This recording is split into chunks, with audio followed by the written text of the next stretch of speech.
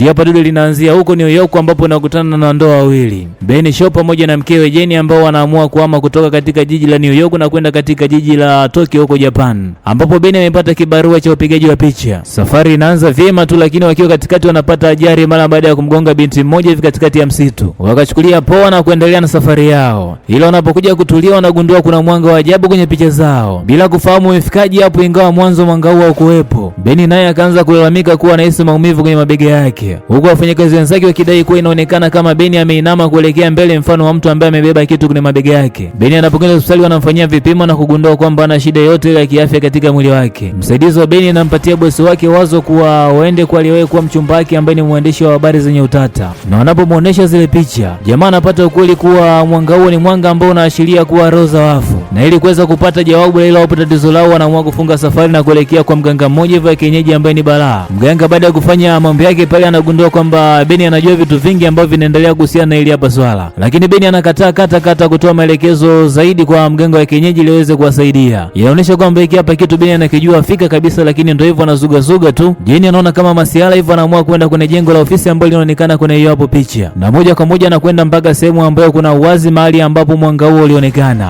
Lakini akiwa huko anakutana na Roya, yule binti ambaye anafahamika kwa jina la Megumi Tanaka, na kitu cha ajabu ni kuwa mumewe Ben anafahamu kila kitu. Jambo hili linamvuruga sana Jenny, ambaye anakwenda kumfokea sana Ben kiasi kwamba Ben anaamua kumwaga mtama. Anasema ukweli kuwa yeye na Megumi wanafahamiana, na ikuwa hivyo tu bali walikuwa na mahusiano. Wawili hao zamani walikuwa kwenye mababa mazito ni balaa, lakini mambo yalikuja kubadilika pale ambapo Megumi alipata msiba baada ya kufiwa na babake mzazi, na jambo hilo likapelekea Megumi kuwa mtu tofauti kabisa, na Ben alifanya kila njia kuweza kumwacha Megumi bila mafanikio, mpaka pale ambapo alipata msaada kutoka kwa marafiki zake wawili Adam na Bruno, akidhani kuwa maelezo haya hapa yanazima moto, kumbe ndo alikuwa anaendelea kupalilia moto. Jenny anachukia sana, ila anaonesha wasiwasi kwani lazima mtafute popote pale ambapo yuko Megumi. Wanapofika maskani ambayo Megumi ndo alikuwa anaishi, wanakuta mwili wa Megumi ulikuwa ndo unaanza kuharibika. Inaonekana Megumi alijitoa uhai wake kwa kutumia sumu ambayo inafahamika kama potassium sindi, huku upande mwingine masoibu wa Beni, wale majanjalo wa Adam pamoja na Bruno wanauliwa na Megumi, huku Adamu akiuawa kinyama na Bruno akijirusha kutoka kwenye gorofa ambalo alikuwa akiishi. Ukweli unaonekana kuwa Adam na Bruno walimfanyia unyama sana Megumi, walimpatia madawa ya kulevya na kisha wakambaka, na yote ni kwa ajili ya kumfanya awe mbali kabisa na Beni. Na kibaya zaidi ambacho alikosea, wakaanza kumrekodi na video wakati akimfanyia unyama, na hii hapa ndio sababu ya Megumi kuwatafuta wahusika na kuwatoa uhai. Beni anampoteza mpenzi wake Jenny ambaye ameondoka kwa sababu ya kile ambacho walimfanyia Megumi. Akiwa na hasira za kutosha, Beni anaingia chumbani mwake na kuanza kupiga picha hivi akitaka kumpata Megumi. Anapoona kuwa Megumi haonekani, anaamua kuitupa kamera yake kwa hasira, na ndipo kamera inapiga picha kimuonesha Megumi akiwa amekaa kwenye mabega yake Beni. Uzito ambao yuko nao Beni ni zaidi ya kilo 125.